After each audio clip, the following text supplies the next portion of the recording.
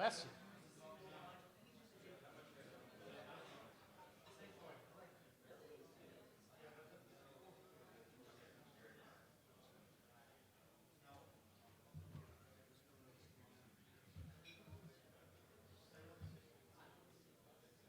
We ready?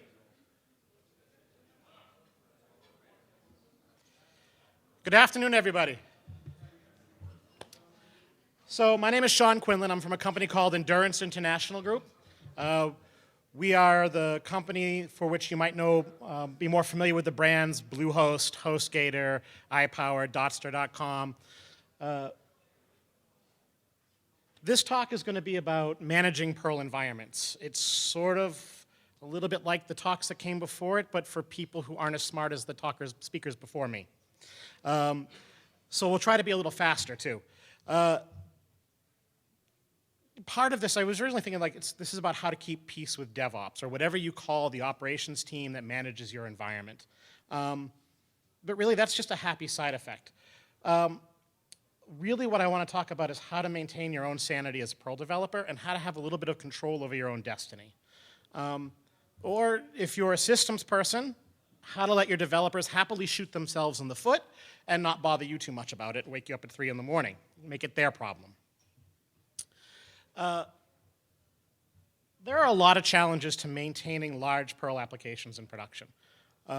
Some are common across all languages. We're working on systems or the latest Ubuntu and maintain these long-running app large rules and how many things into there.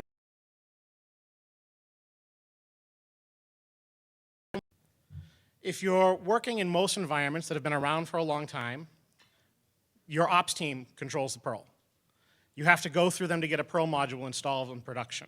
You have to go through them if you want to upgrade the version of Perl. This means that as a developer, you're handcuffed. You're stuck with what they're willing to support for you.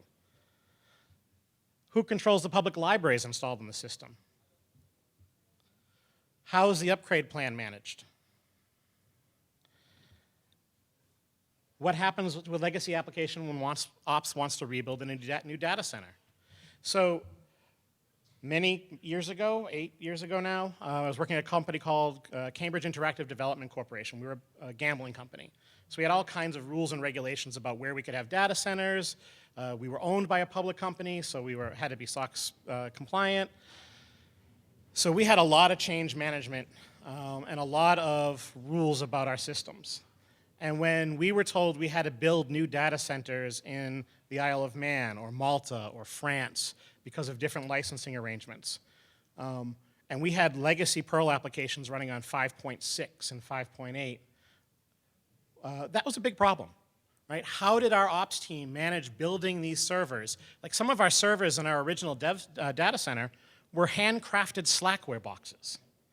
How was a rapidly growing company with a rapidly growing ops team going to handle replicating those servers in data centers? So 2 people much, much smarter than I am, James Matheson and John Sarkuza, worked to develop what they called the Perl runtime environment. And it was an incredible success. So I won't go into the details of what they did there, because thankfully the Perl community has given us some tools that cover 95% of what they did. And take care of what most of our requirements are. But if you haven't been in a situation that's worked through some of these problems and solved them, you have no idea how liberating it is as a developer. So for the first problem, there are 2 tools that are provided. There might be more, Plenv and Perl Brew. Both of these are largely equivalent. I personally prefer Plenv. I find Perl Brew is probably the more commonly used. At my current job, we're using Perl Brew in a production environment for a new application stack we put together last summer.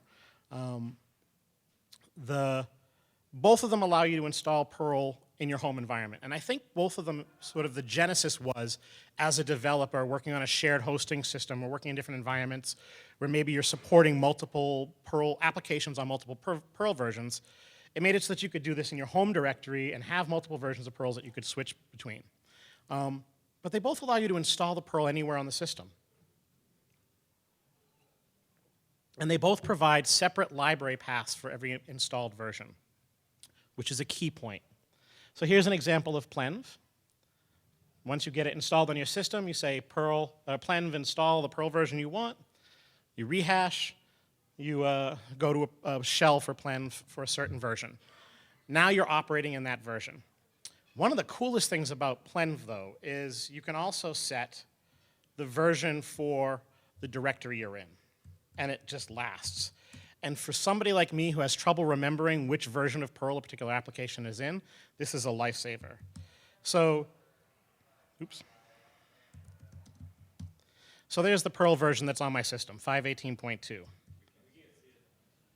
Oh, so you can't. And you probably still can't see that either.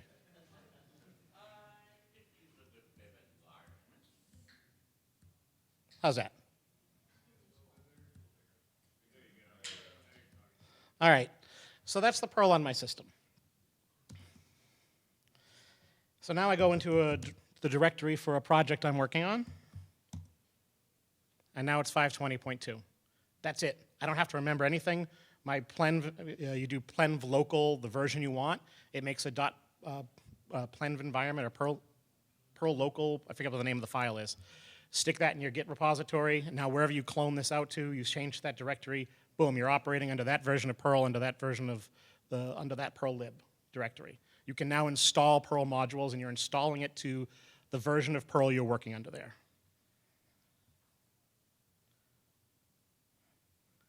And I can't see.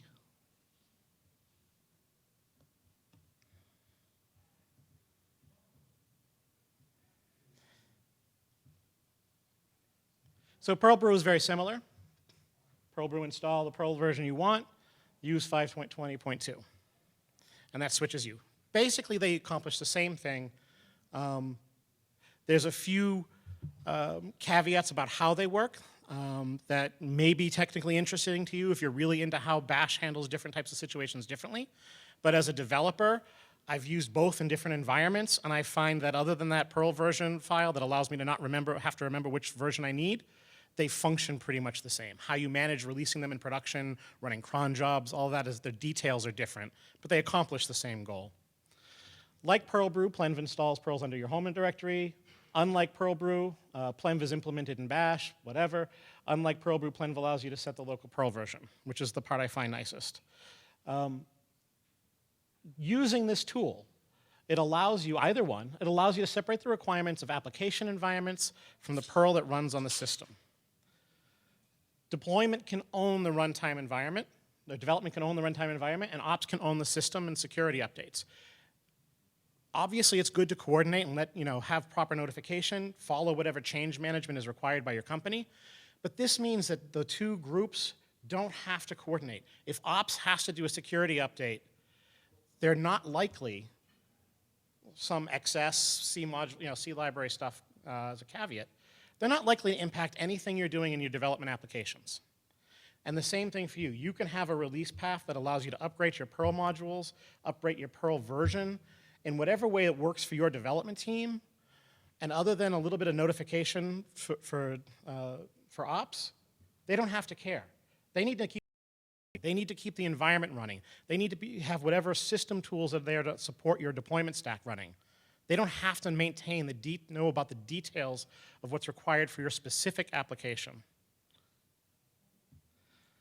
Multiple Perl versions can be installed on the same server. So this not only allows you to split it from the Perl version on the system, but you can have as many Perl versions as you want on the same server.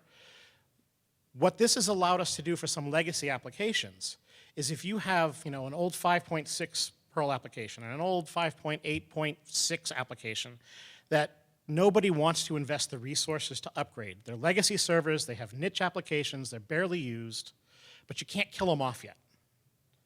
If you can port them over and run them on these Perl environments, you can now put a whole bunch of them on one box. Nowadays, some of the blades you put in some of these data centers, even some of the VMs, are so much more powerful than the servers that these things used to run on, and they're not heavily used. So now you can cluster them on a couple of redundant machines, and you can put a bunch of them onto the same system, because you can now run multiple versions of Perl on the same server. And you can even have the same version of Perl with different Perl libs.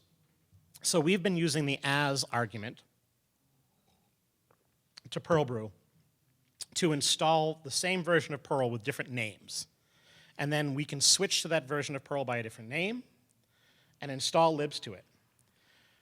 If one version of Perl, if we have two applications running on the same version of Perl, but they have different library requirements for whatever reason, we can have them run on the same system. We can have them, we can manage that together, and we don't have to worry about them colliding. I just heard in one of the earlier talks today that Perl Brew now has a Perl Brew lib argument that actually allows you to have an aliased lib directory, so you don't have to install the whole Perl binary over again in order to have separate Perl paths. So that might make that a little bit more efficient if you're using Perl Brew.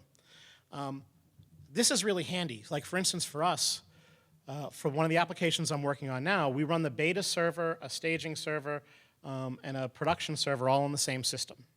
We're going to be moving beta off, but staging and production are going to be on the same system. They might point at different databases. You might have different ways of handling the release cycle for your tools. But the nice thing about this is, because we built this application, or if you've transferred an application over to the stack, we can upgrade. So Perl 5.22 just came out. So one of our projects for this summer, sometime in the next few weeks, we're going to make a new Perl Brew stack in our development environment that's 5.22. We're going to set up the libs, we're going to install all of our dependencies, and we're going to start developing against it and see if there's anything that breaks and start putting in bugs to fix it.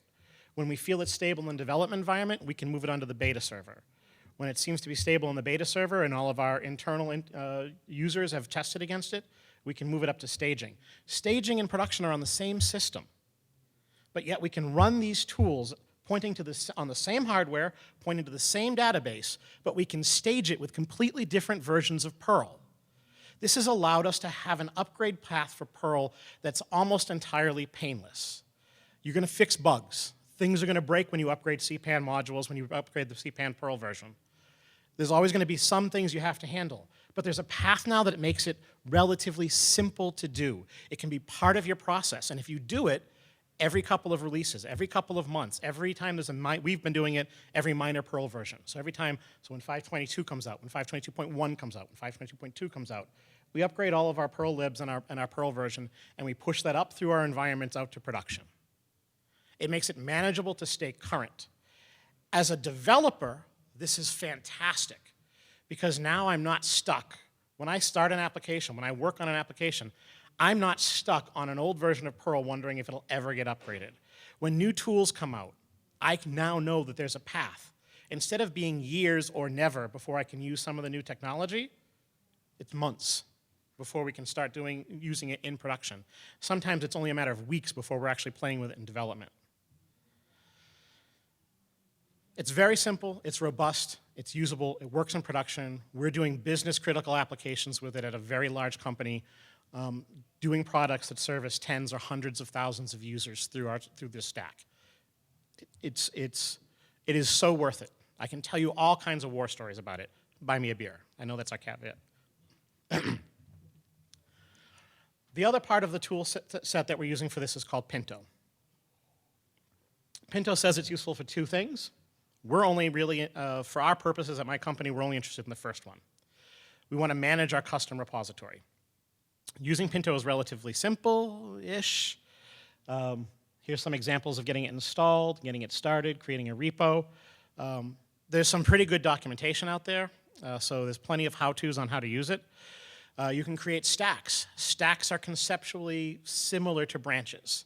So in Pinto, you can say, all right, so you have your Pinto repo for a project, say, and you have all the Perl libs you want to install for that project in your repo. You want to upgrade. So again, this is, if we want to go from 5.20 to 5.22, we make a stack. We copy our current production stack our current production stack, and we make a new stack called 5.22 that has all of our current production modules in it. Now we go ahead and create a Perl Brew with 5.20.2, and we run CPAN update. We see what things break because some dependencies have changed. Every time there's a Perl version change, some dependencies have changed. Some things that maybe were available before as dependencies, now you have to install by hand. And then we can lock that stack. And now we have a whole new library, CPAN mirror, that's our production library. or that's our upgrade path library, that we can now, as part of that process, because remember we talked about Perl Brew having different libraries, library directories, we can now roll these upgrades out as part of that Perl Brew in their own libraries. You can pin modules. This happened to us recently. We were upgrading all of our modules as part of a regular release cycle, and everything broke. Turns out, Modulicious 6 got rid of WantArray, as you heard earlier. That changed how we could get to some of our arguments, and nothing worked. So we threw away the stack we had, we recopied our production stack, we pinned Modulicious, and we upgraded everything else. We were able to release that upgrade on everything else other than Modulicious and some of its dependencies out through our chain, and then go back and try to figure out what we need to do to fix Modulicious, and then upgrade that as unpin it and upgrade it separately. PintoD is a server that comes built in, so if you're maintaining systems across a large data center, across multiple data centers, you don't have to have Pinto installed, your repository copied to each of those servers. You can set it up on one server, run PintoD, and that runs a web stack that allows you to run all the Pinto commands remotely against that server. Tying it all together, Perl cpan opt, mirror only, mirrored, and you can point to your Pinto server, the PintoD. Plen shell 5.20.1, change into the Perl version you want. Now you can cpan-m a module. What this is now doing is, because you're doing mirror only and you're pointing to your Pinto stack, you can see we have stacks, I have version difference there, sorry, it's a bug. So you have a stack for a Perl version, you change to that version, you do your cpan-m. If cpan-m can't resolve that dependency through your Pinto stack, it doesn't install because it's mirror only. So this allows you to completely control the libraries of all the cpan modules you're dependent on in production. So you can now safely have a path to make sure that your Perl modules are all set, are all exactly what you expect them to be. You can install your entire stack on a new server in a new data center. You can add a server to your, another redundant server or another replicant for your load balance, and you can do all of that checkout. And unlike before, you now know you're going to get exactly the same cpan modules for all of your stuff that you have in all of your other environments, because it's going to come out of your libraries. And I'm out of time. Any questions? Yeah.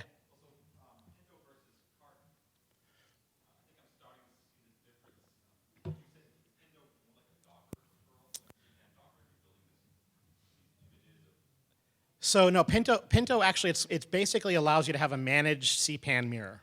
From the point of using cpan-m or any other cpan distribution tool, it allows you to point to your Pinto repository instead of to cpan. Yeah, so you can install any modules you want to your repo, right? So, for us, when we add a new library to our application stack, we install it to, I might add it right, just to my system on my development box just to test it out. But if I think it's going to solve our problem, we add it to our Pinto stack. And so all the other developers are going to get it from the Pinto stack for our development environments, right? So, and now because that's the source, not cpan, because our Pinto repository is the source for that library, when we install this library on all the other systems up through the deployment chain, it gets exactly the same version, regardless of what's happened on cpan. If a new version comes out on cpan, it doesn't accidentally show up on one of our servers and have a different behavior. Right, so specifically about version code, department can also lock a version, right? It's just that you have to then share that department config file with everyone versus just telling people to point at the Pinto. Exactly. This allows you to use the same, the default cpan tools and just point at that repository. As a matter of fact, in our shared environments, our shared development server, the beta server, the production server, all of that, the utility servers, all of that stuff, we have a little, we're using Perl Brew, not Plen, and so we have a little shell script that we distribute as part of our code base. It says, Perl, we just do Perl Brew pb-beta, pb-production, and it sets up the cpan ops environment variable and stuff like that. So you just run one command, and it sets up, it switches the shell, makes sure you're pointing at the right Pinto stack and all that stuff for you. So there are other tools, right? So Carton is another way that you can look at solving some of these problems. We've talked about making RPM distributions. So how you implement a lot of this stuff and how you use it depends on your deployment chain, right? Because we use Git as a deployment tool, right? So we literally, on the servers we want to go, we go to whoever's next. If you want to come up and get set up, or if you want to go on break, I am officially done. So please feel free to go get food. So depending on your deployment chain, right? But we use Git. So we just do Git clones on the server we're going to do. And we do, when we set up a new server, we do the Perl brew install. And then we have a script, and we just run all and installs all the modules from the Pinto repo we're pointing at, and that's our deployment chain. So we don't do any packaging or anything. So you're compiling an access on your production. Yeah. So any system you want to install a version of Perl on under Perl brew or Plenv, you're installing the binary. That's one of the things that PRE at my last company did. Is it actually we generated the binaries and distributed the Perl binary rather than compiling it on every machine. And that's one of the caveats I said. Like, if you're doing this kind of method, there is some chance that if you're on very different NIX-type systems, your C libraries or something might have some slightly different behavior, might cause your compiled Perl binary or some XS module to have slightly different behavior on the different environments. That's the part that this doesn't really control.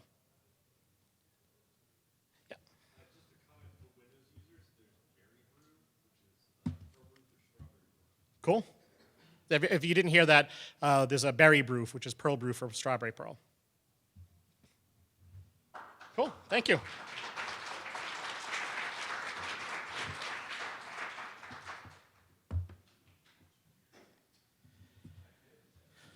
Oh, and in the talks thing, there's a link to this presentation you can go through, and it didn't show up here, but I did put on the last slide of the presentation my email address and Twitter handle in case anybody wants any follow-up questions later.